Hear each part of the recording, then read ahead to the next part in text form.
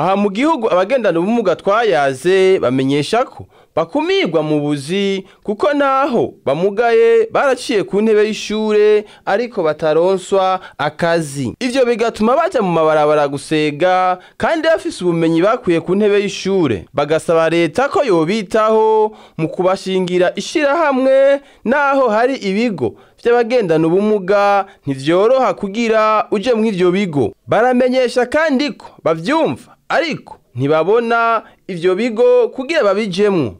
Ico twosaba nuko leta yotwitaho bishobozi ikadushingira n'agashirahamwe ubwo twumva ngo hariyo amashirahamwe y'abagendana ubumuga ariko ntituyabona ngo tuyajemwo.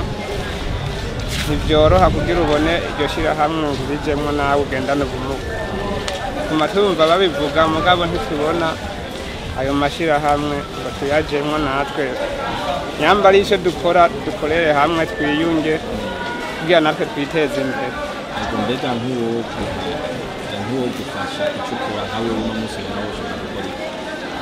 Jewe nubwo biruku no kwiga narize ego amashuri narayamaze ubu nuko ubuzi bwagoranye nari nkwiye akazi ko kubwenge ndabuzi ariko mugabo n'ibindi bikorwa ari nk'ibikorwa nko gucuruza no kwandika ari ibintu byo kwandika ibyo byose ndabishoboye cyane akazi kose nyene kanyorohereza mu bumuga bwanje. Barongera bakamenyesha hamwe leta yobafasha ko hari ibitaro vyo mu Mutoyi bishobora kubavura kuko bavuyeyo kubera amadeni baheranye ivyo bitaro. Nitwa Kayago jewe mu mamuko ingene nagutabuye kugwara cyo naragwaye maze imyaka 12 mu kugwaye ari muri 2010.